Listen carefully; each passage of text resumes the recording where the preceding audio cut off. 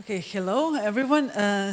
Thank you so much for sticking with us. Yeah, I mean, there have been a lot of information. Hopefully this one as well will be worth your stay. I'm Jovana Timotijević from the same collective as Božena, who presented yesterday. It's a Ministry of Space collective.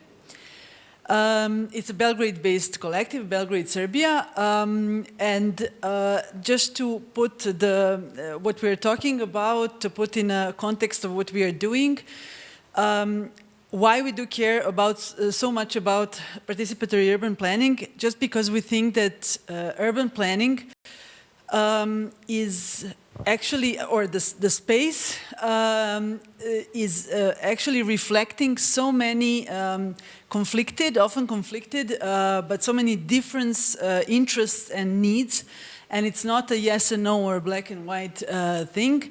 And this is why participation and transparency in urban planning is important, not only to, in a way, decrease these conflicts, these spatial conflicts and social conflicts, but rather to really shape the space of municipalities and cities according to these community needs. And this is why, for us, transparency and participation is actually more of like an element, or is contextualized within the matter of spatial and social justice.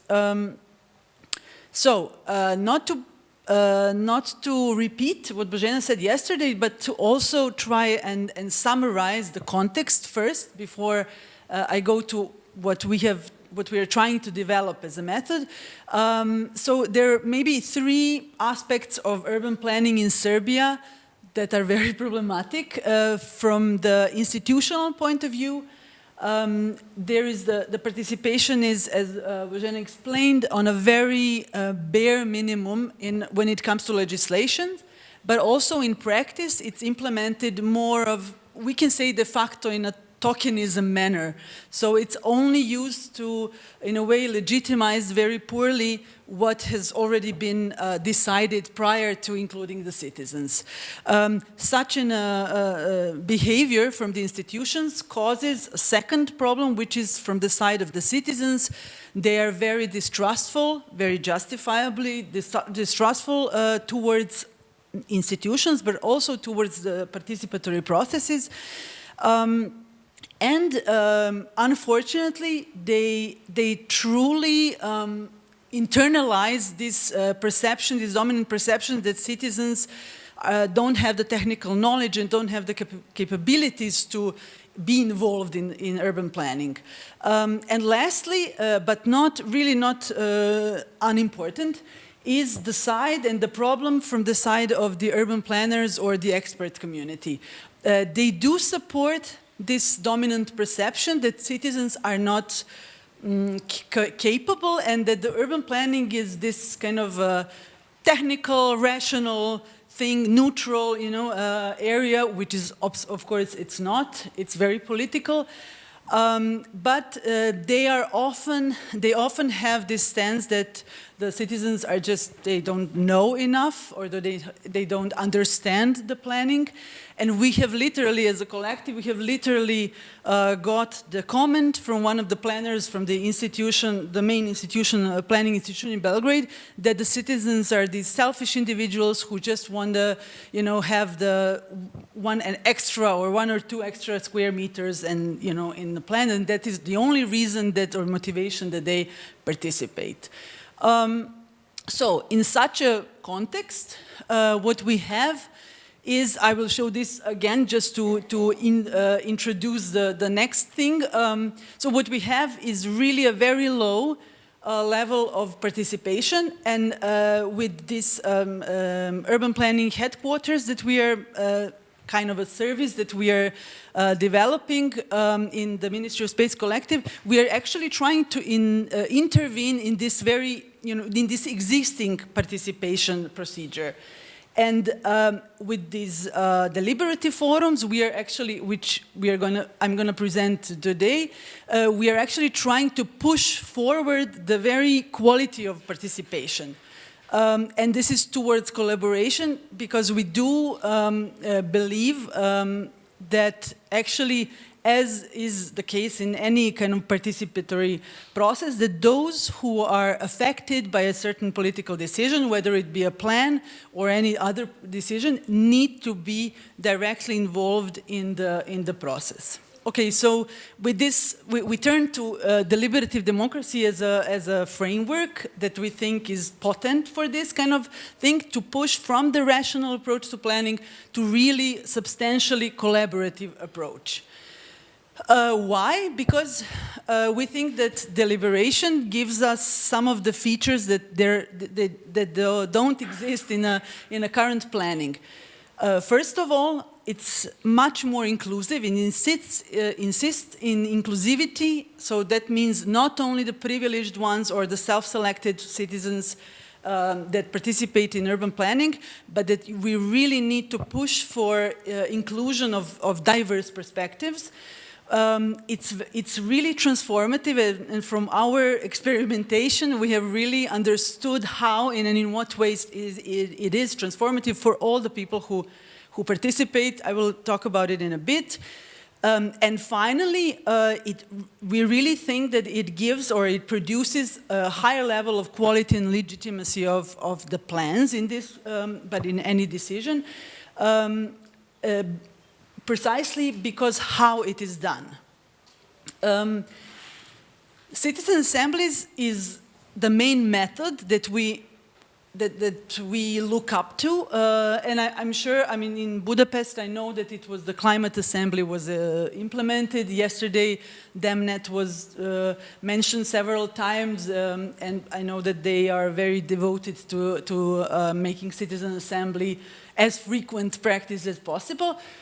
So the main idea of the citizen assembly is that, okay, we have a certain topic or a certain question for deliberation. Then there is a certain time in which, in one space, and this is, I think, very important, and it maybe differentiates this kind of processes from other forms of participation, such as survey or other formats. So you have really different actors or stakeholders who are together discussing a certain decision. Citizens do propose with the help from experts and the feedback from the institutions. And then there are some very concrete either proposals or, in some cases, even decisions. This is just to show a very schematic process of deliberation, just to show what are these differentiating elements. First of all, the informational phase. We talked a lot about the importance of information these 2 days, and it is important to dedicate, in this case, a lot of effort to have a comprehensive information and an accessible information for all those that are participating. Then deliberation, I explained it, and I will go into how it looks in reality. And then, you know, with the citizens, there is support from the experts and support from the institutions. Then there is a revision of proposals, so it's a kind of a process of continual proposal and reflection. And then voting in order to have or to try to have some kind of consensus at the end. I will now try to go briefly through the phases just as a model, and then I would like to explain how and what we've done. First of all, and we will not have time to go through this, but just so you know, these are some of the issues that should be discussed or reflected upon for each of these phases, just so you know what it means. Selection of a topic and objective is very important, just so you know how you shape or how you direct the conversation or the discussion around. Usually, it's not something that it's like whether we should have sewage or not. Okay, this is usually not a good or not a potent topic for the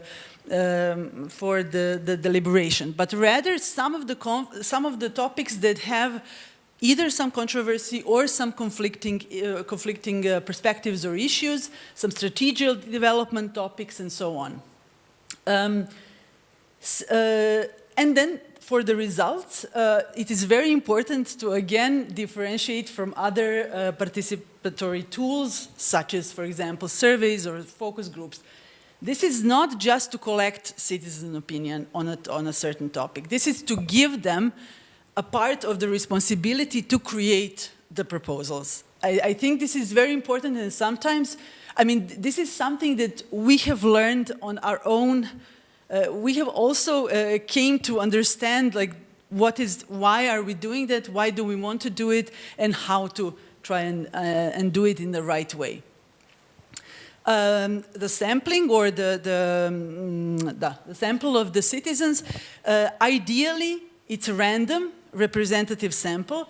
However, I have to say self-critically that we have not reached that, and I also think the way it is done, usually it always has some part of the self-selection bug, in a sense, because even if it's randomly selected, like through a lottery, it first starts from the people who have registered to be in this lottery. So in a sense, it always has this small bug.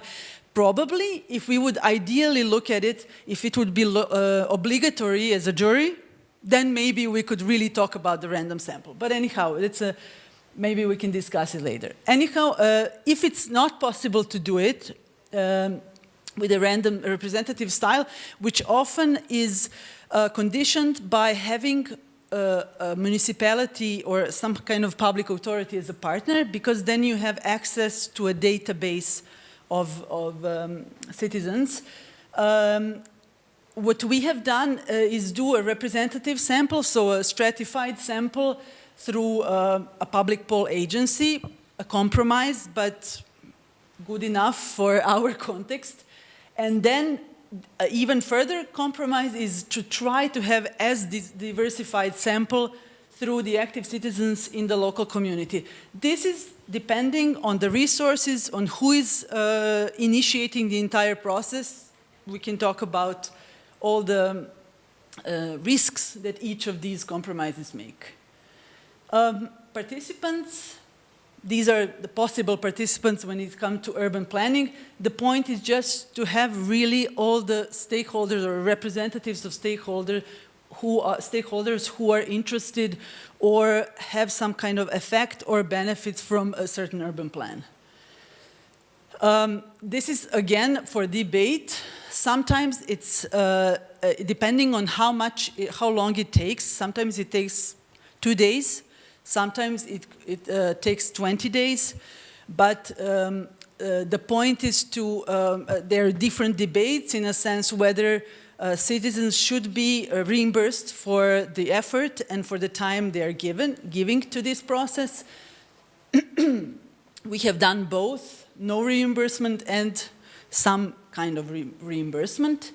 As I said, informing is a very important phase. Sometimes the informing takes place for several days, or because it takes place again with everybody in the same space, and it's done through presentation of each of the relevant perspectives for the subject, or it can be, again, a little compromise, put in an informational materials that are distributed then to all of the participants. Very important thing is that the facilitation or the moderation of these discussions, the deliberation process, is done carefully. First of all, in order to achieve what has been set as a goal, but second of all, to really include everyone and to make it a truly equal discussion. The dynamic of the discussion differs, but it's usually consisting of the combination of small group discussions of citizens, which is in 8 to 10 people discussions, and then plenary sessions where they meet or they present and check, they get the feedback from the expert community or from the city officials. And finally, effects of deliberation, again, differ very much from how willing is the municipality to actually join the process and to respond to what has been the outcome of the process. So sometimes, in an ideal, not in Serbia, never, is the binding decisions, because then the government says, okay, we will definitely listen to what citizens are saying and we will act upon it. Sometimes it's recommendations or proposals that the government promises to take into account. And sometimes, as is unfortunately in our case, proposals are just communicated or sent to, so the government gets to know the proposals, but doesn't have the responsibility, decency to respond to them. Back to, this was like some kind of very general scheme of how this process looks like. I will just tell in a short, I don't know how much time, how we have done it with the 4 forums up until now. We have tried to do, not to get into any technical details, in urban planning we have different levels of plans. So we have tried to experiment, because it's really a pilot thing for us and for Serbian context, to try and do it for each of these different levels of plans, because this one is very strategic. It's for 20 years, for example, while this one is usually for a very limited, small territory, and it's more frequently done, or it can be changed more frequently. And of course, that determined very much what were the topics and what were the results. So these were more of strategic principles. And people, citizens really, for the city of Belgrade, this is what we've done, they really set a list of principles for 4 of the very important aspects of strategic planning. One was green infrastructure, one was mobility, one was public services, and the 4th one is whether the city wants to expand or wants to be compact, or not wants to be, but should be. We also tried and did these 4 in a different point in a planning procedure, just to understand again how it, what potentials it has in a certain stage. So in this stage, there is no plan, there is no proposal to react on. But it can inform very much the concept of the plan that is here, that is presented here. If it is done in either of these stages, it can produce really very concrete objections that the citizens can direct to the planning initiative. One of the, I will not go through each of those, but just some of the very important issues. When we chose the venue and time, we tried to actually make it as inclusive as possible. So it was always during the weekend. The venues were always in the local community where the plan is happening, not like to make it accessible and to make it relevant also for the people from the local community to come.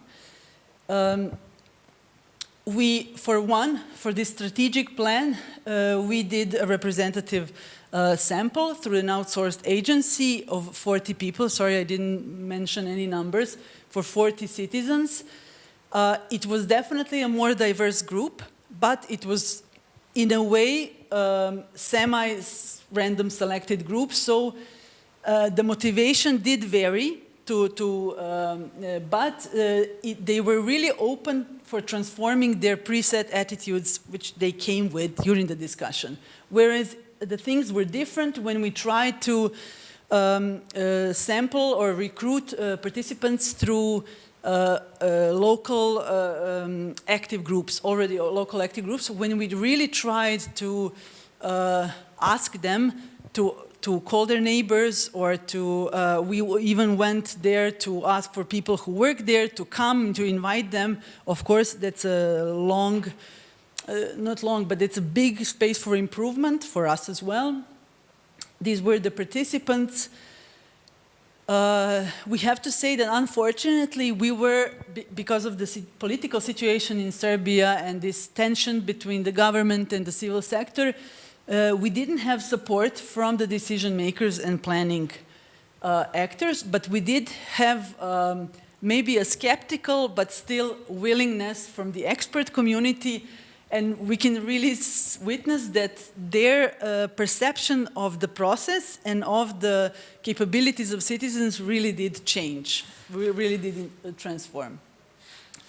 These were one was done online because it was in the middle of Corona. This was done in the outskirts of Belgrade. Now we talked also a lot about the results and the influence of participatory processes in these 2 days, I think. And I think it's a general agreement that if we don't have an effect, that citizens, in a way, lose the belief that the process makes sense and that they should engage more. And we have to say again, because we didn't have a direct partnership with any municipality, that we didn't manage to have all the proposed things from the citizens integrated directly into the plan. But some successes were made, and at least in our pessimistic context, it's really worth mentioning and remembering that each time.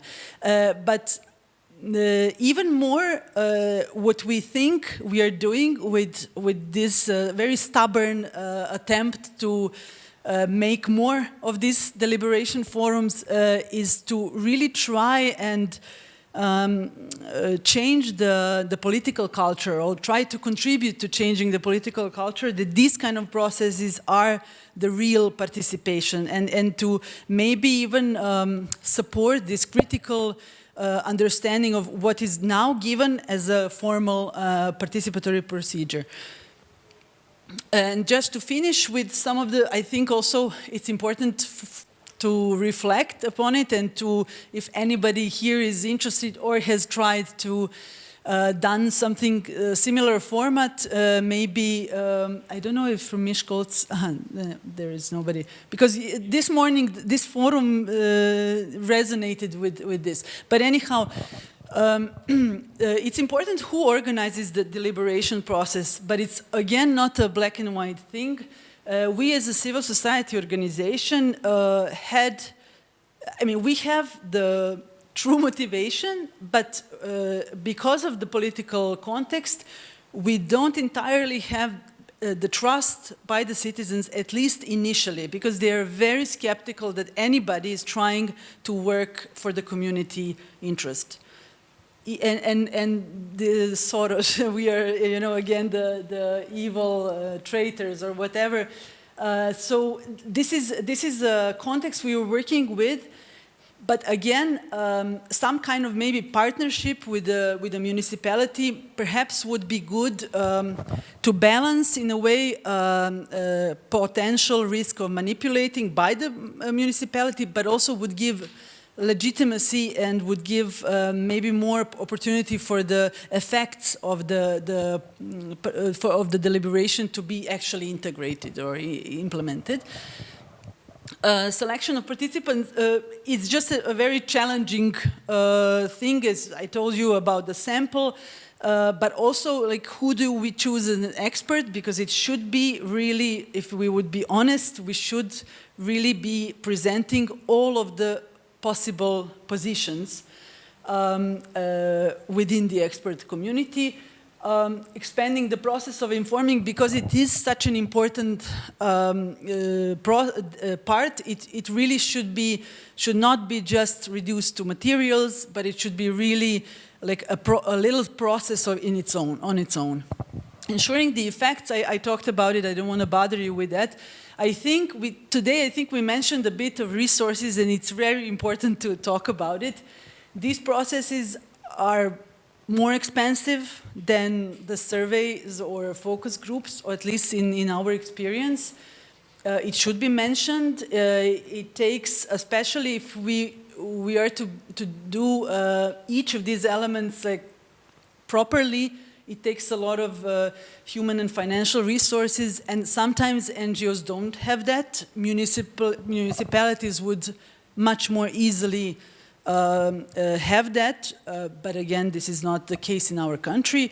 And finally, the practicing of deliberation and the long-term transformation of the paradigm of what participation is, how we do it, learning to have a dialogue about contested things. These are all things that need frequency in these kind of processes. So we need to do it as much as possible, even if they are flawed in some ways. I really think that it's worth trying and improving each time.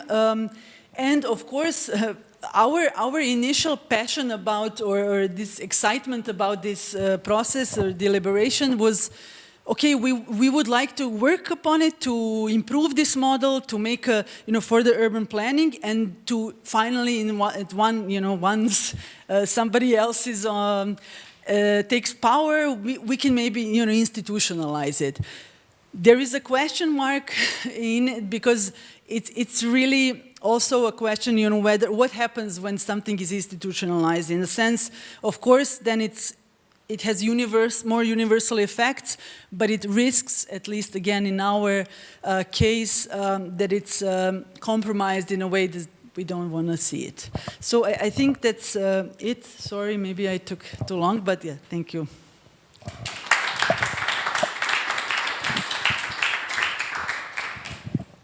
Okay.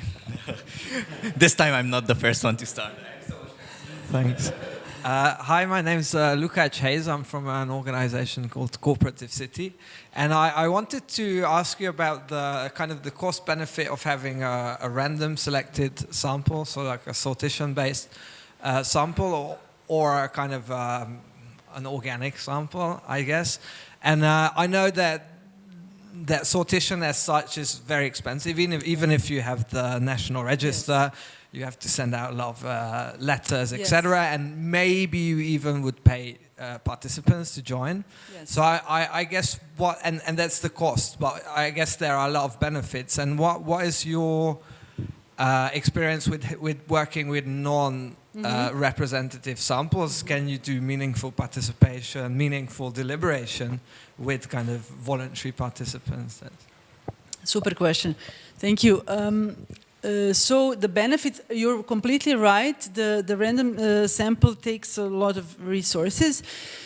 But I would say the two main benefits from that kind of sample. First, you really do get a diversity of for example, in urban plans, you really do get diversity, and you get the equal distribution. For example, if we are looking at Belgrade or in Budapest, from each district, and because it's a sortition, but together with stratification. So it's done in a way that it is a representative sample. So you do get more diversity, definitely, than doing without it. And I honestly think, I'm not being falsely optimistic about it, but I honestly think it makes a better quality of the decision. But it also makes a higher legitimacy. It also produces a higher legitimacy of the. For example, in Serbia, if we would come and say we as a Ministry of Space Collective, which is quite a political, in a sense, we politicize urban planning. We are not a party, but we are.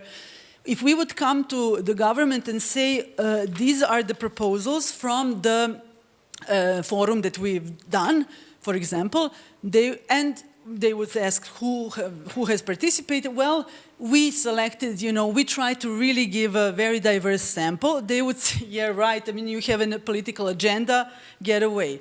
If we would say this was, the methodology, we didn't have any input into maybe it would be, maybe it would open a space for negotiation. So in a sense, it would really, I think it changes the effects. What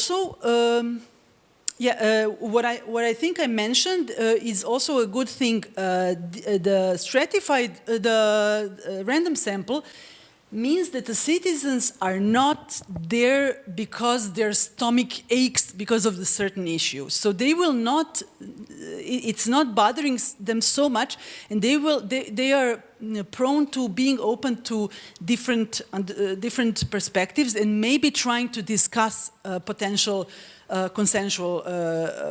And on the other side, when we did it ourselves, we did it also through a community, a certain local community. We got much more passionate people. They were like, none of them gave up on the process, but they also came with their own agenda.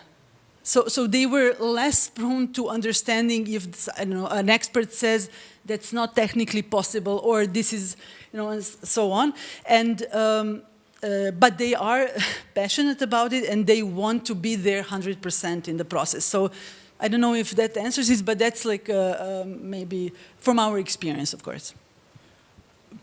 Just a exact follow-up to this one, because I wanted to ask about, you talked legitimacy towards the city, but what about legitimacy towards the other citizens? So if there are these passionate citizens who really want their interests to be represented, have you had any experience that you went up to them and said, okay, we had this pilot forum with a random sample, more or less. How do they respond? Do they, are they more willing to accept that this is a majority opinion, or do they still, or do they then categorize you together with the municipality and say that, oh, we don't like you anymore? That's a legit question. We didn't have an opportunity to do exactly what you proposed. So to come up first with a random sample and then present it to someone else. We simply didn't have that experience. But you're right. I mean, generally it would make it more legitimate for everyone. But we are, maybe it's very context related. We are in a very polarized society. It's either or, so yeah, maybe it's close to you also, but we are, I even assume that it could be the scenario that you mentioned, but only because we are living in a polarization for 10 years, so we are simply, I don't know, like, what's the word, when the cats, like, react to dogs, when their hair goes straight, and this is how I think people are just looking for something that they will say, aha, okay, you're not with us, you're with them. But that's a context, and that's hopefully temporary. In any other way, I think if we could, we would always go with a random sample.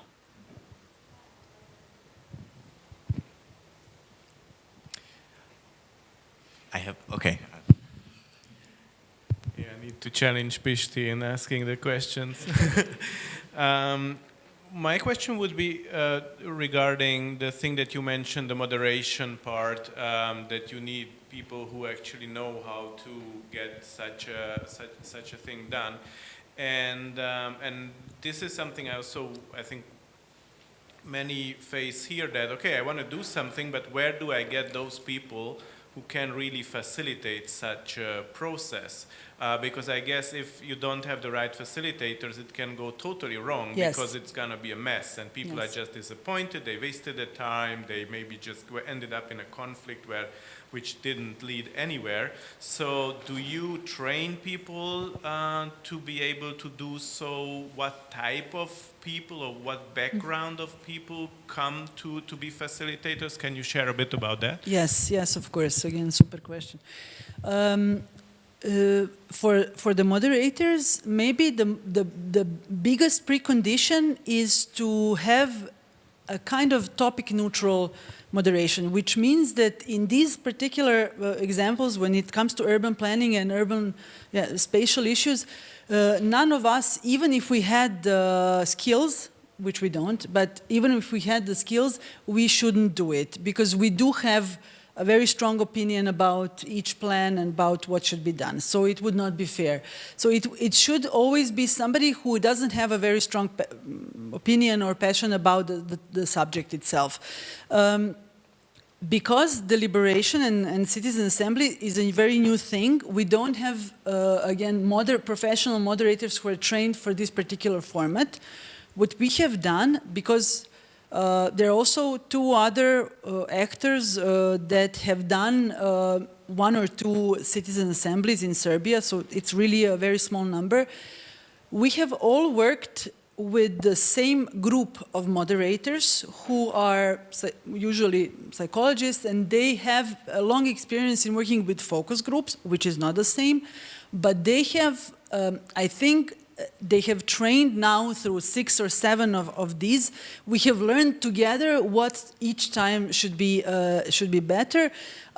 We would like to have the resources to have them in a way more professionally or more structurally trained just for the citizen assemblies, but we haven't done that so far. So in a sense, we do work with the same group, which then understands the difference between what they have done and this format, and they have learned a lot, but yeah, this is what we have.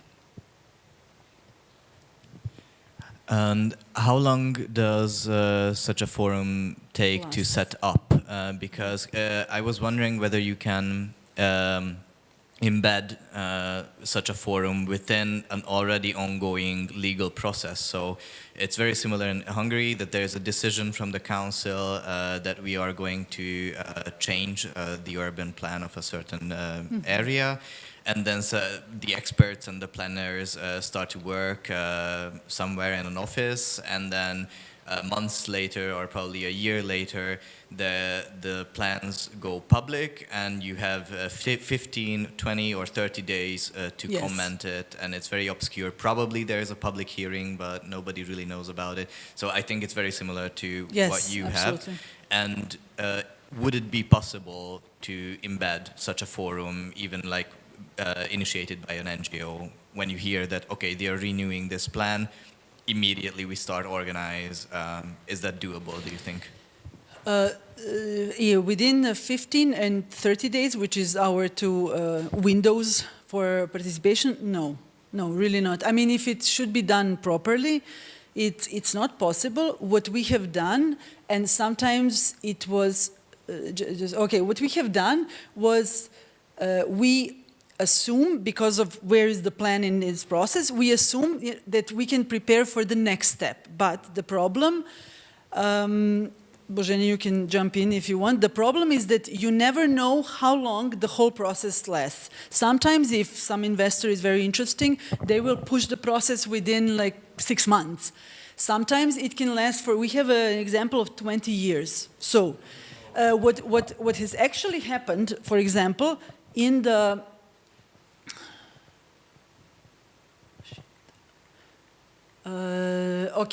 so what has happened, for example, this general urban plan that we have done, like the most strategic and the most proper forum that we have done it knowing that there was a decision adopted and assuming that there is going to be very soon an early public insight, so to prepare.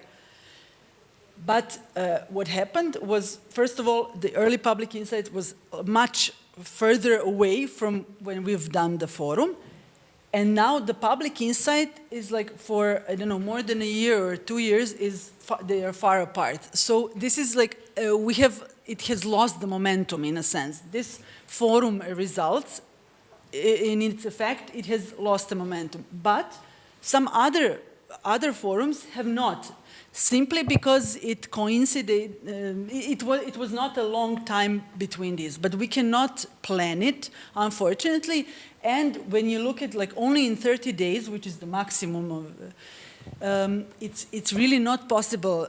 All of the steps, you know, from the recruitment to preparing the moderation guide, to preparing the informational material, and inviting and preparing the experts also, because experts have a very, I don't know, experience, and I think they internalize it, that they will explain everything, you know, to everyone, but their role is not to explain what should be done, but just to support with some technical information that the citizens say what should be done and that it's realizable, or that it's, you know. So anyhow, you need to prepare all these actors, and it's not possible to do it in 30 days.